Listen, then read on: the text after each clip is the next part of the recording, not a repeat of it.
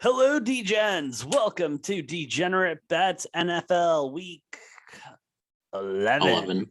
Week 11, Part 2, where we cover the afternoon slate. Of course, I am the Brofict one, AJ. With me, as always, is my co-host, Mr. Noah Engelbretson. And Noah, like we said earlier, we love this slate. If you haven't seen Part 1 yet, go ahead and check out Part 1 in-depth picks, because that's what we do. Because we don't have to bet the whole slate, but we damn as well might, because this isn't conservative bets. This is degenerate bets last time I checked. And Noah, I think we keep it moving right the fuck along with the Bengals visiting Vegas, going to the Raiders. Bengals, 1 point favorite going into this game, total being at 50 right now. You got 64% of the money and 46% of the bets on the Bengals, was 54% of the money on the Raiders. I'm confused by this line, Noah. I am very confused. Some would say I'm Confucian about this line right now because, ever since our philosophy talk, I have dove a little bit deeper into philosophy, and philosophically speaking, I am perplexed by this line at 1 point. What's the over under at? 50 right now. 50. Huh. Yeah. Tough fucking line, dude. I can tell you, I love the over. You like the over? I do love the over. All right, you can take the over. And AJ, I think I like the Raiders in this one. Money line. No, Noah? Give me the Raiders money line. Dude, couldn't agree more. I don't understand this line. I don't get how the Bengals are favorited, and whenever I'm confused by a line, I take what I gotta take. So we're going Raiders money line. We love that pick. Let's keep it rolling on this afternoon slate that we're gonna absolutely murder with a team that I think, with the team that I know. I put me on record right now. Well, obviously we're on record. We're not going to be on fucking video on YouTube forever. And Spotify, if you're listening, shout out. Thank you. Like, share, subscribe, all that bullshit. Arizona Cardinals, take me to the bank on this. D-Hop and Kyler Murray will start this game. Both of them dealing with minor injuries right now. They were keeping them out more than anything to be cautious. They took one loss with Colt McCoy. However, that wasn't a divisional loss. This is a divisional game against the Seahawks coming up. Line's at 2.5. I think that reflects Kyler Murray and D-Hop starting. I think Vegas is taking that into account already. And because it is a divisional match, because the Seahawks are at home, that's where the line's at. I personally think the Cardinals should be a 3.5 point favorite going into this game. And so I'm going to take this 2.5 and not even worry about it, honestly. Yeah, I mean, I'll take the Cardinals on 2.5 as well. If what you're saying is true and Kyler Murray and D-Hop are both back, 2.5 should be a no-brainer. They weren't the injuries that they sustained. Kyler Murray's being an ankle injury where he walked off the field on his own power, not working with anyone, not coming out with a boot after the game, but not seen in a boot since.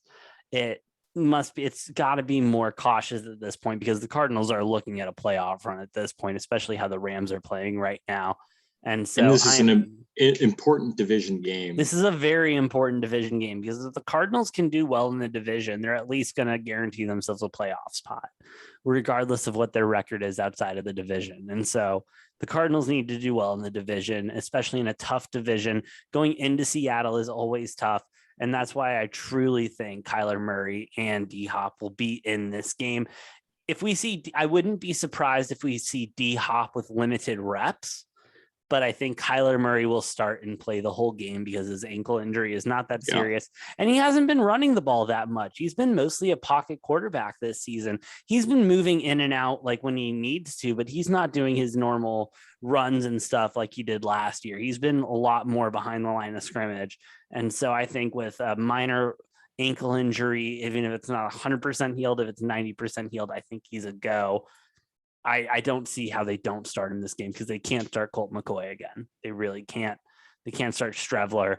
They got to start Yeah. Kyler Murray, especially in a divisional game. Yep. So yeah, both of us on the Cardinals because the Cardinals are the best team in football right now. Simple as that. Okay, side note really quick. I was watching FS1 after Colin Cowherd just takes what's Sam Acho? What's the Acho guy on? Emmanuel Acho and Willie. You know what I'm talking about?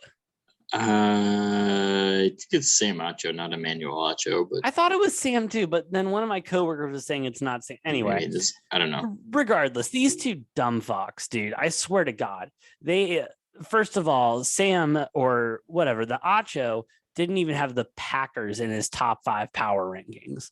Okay. Didn't even disrespectful. Have the Packers, had the Cardinals at number 4. I think he had the Buccaneers number 1. And then the Willie kid, he had the Cowboys at number 1, Cardinals at number 4, Packers at number 3, and Buccaneers at number 2. Like, I'm so sorry. How the fuck are they getting paid millions of dollars to do this shit? And here we are fighting against a goddamn Google algorithm. Like, what the fuck, dude? This is how fucked up the world is at this point, that these dumb fucks are allowed to go out and spew their nonsense. It's unbelievable. Anyway, speaking of spewing nonsense and going on to stuff, let's go ahead and suck the dick of 2 teams that were contractually obligated to suck. The Cowboys and the Chiefs. Got the Cowboys as a 2.5-point dog going into Kansas City, total being 56.5. This and the bets and the money is very split. You got 49% of the bets on the Cowboys with 48% of the money. So that means 51% of the bets, 52% of the money on the Chiefs. Noah, I don't get this line. Oh, give me the Cowboys. Give me the Cowboys. Yeah, I'm not even taking them spread. I'm taking the money line. I'm thinking the exact same thing. Give me the Cowboys as a dog. All day. And I hate it, dude, because it's the fucking Cowboys, but we have to, right? We're responsible gamblers. Like, we see free money, we have to take it. With how bad that Chiefs defense is, I think the Cowboys are going to beat up on them. Chiefs defense is so bad. And that offense isn't that great either. I mean, they had a great showing last week, but I think they're going to be I think they're going to take a step back here. They're going to have a little regression, and I think the Cowboys will win this by 7 to 10 points. Easily. Yeah, Vegas figure it out. Anyway, Noah, this afternoon slate apparently was short as shit because, wow, NFL, figure out your scheduling, bro. I don't get why there's so many fucking morning games. Anyway, let's move right into Sunday night where we got the Steelers visiting the Chargers being a 5.5-point favorite in this game, with the total being at 47.5. You got 29% of the bets on the Steelers, 71% on the Chargers. This game opened up at 3.5, Noah, and we are seeing a 2.5 line movement. What is there something that I'm missing? Because I haven't seen anyone out on the COVID list. I haven't seen any injury reports that suggest that anyone significant is out. The only reason I can imagine this line moved 2 points is because 71% of the bets are on the Chargers. Yeah, I mean, the Chargers are a better team. They're a better team, absolutely, but I only have them as a 3.5 point better team as it opened up.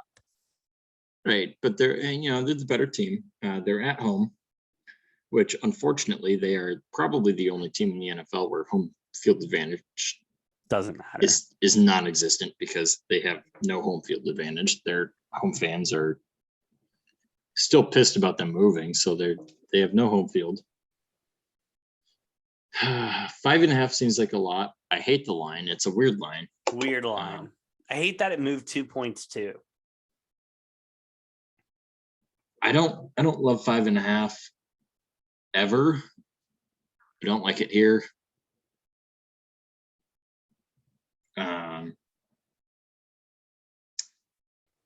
Pittsburgh has played a lot better as a underdog than a favorite. I'm gonna buy two whole points on this one. I'm gonna buy it up to 7.5, and I'm gonna take the Steelers. 7.5. I don't blame you, dude. I don't blame you, but I don't buy points. It's not what I do. I think the Chargers will win this game. I have them as a 3.5 point team on this game. I'm taking the Steelers then to cover the 5.5. I hate it, but I love it. I hate it, but I love it. It's one of those games. It's not going on a shirt anytime soon, but it's what I'm going to take for Sunday Night Football. I hate it, but I love it. I hate it, but I love it.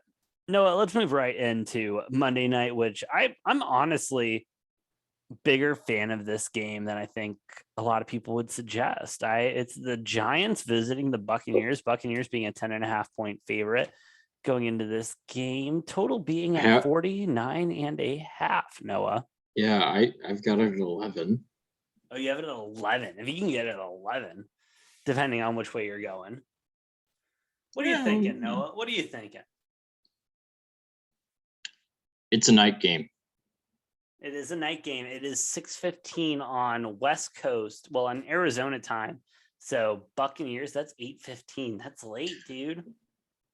Yeah, past Tom Brady's bedtime. He's over 40. It's past his bedtime. And we know how Tom Brady's been doing after his bedtime. Right. He's been bad in prime time the last 2 or 3 years. Yeah. Consistently bad. So I'm just gonna ride that, and I'm gonna take the Giants to cover 11. Like not even a second thought about it. Like, dude, yeah. Give me the Giants to cover 11. That's all I need. I'm taking the Giants 11 too, and Noah, this is a perfect fade the public situation. You got 46% of the tickets on the Buccaneers, but 84% of the money is on them, with 54% of the tickets on the Giants. You fade the public at this point. Giants plus 11 all day long. I love it, and I think that wraps up. What was the over under for that game? 49.5. Give me the under.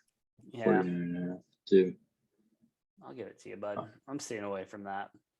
Yeah, I'll take that and the Giants to cover. I mean, we're good on that. Fair enough. And that is the entire Week 11 slate for NFL football. Thank you for listening to part 2. Noah, do you have any other thoughts on this NFL week before we sign off? Other than go Pack Go, ride the Packers because they are the best team in the NFL. They are. I got nothing else other than that. I mean, fair enough, Noah. And let me tell you, I'm excited for this weekend and all of this stuff. Oh, if you want to buy shares of the Packers, I think it's still open. Yes, I do believe it is open. For $300 a share, you can buy a share of the Packers. I am an owner. No, do I fuck around and buy a share of the Packers? You could. If you want to, I mean, $300 a share if you want to buy them. I would hate buy it though, because then, we don't get a vote in anything, do we? No, not really. But yeah, no, not worth my money, because I would just vote to make everything worse, because as a Bears fan, it would be my duty. But I mean, you get an invite to the annual shareholders meeting at Lambeau Field, but that's about it.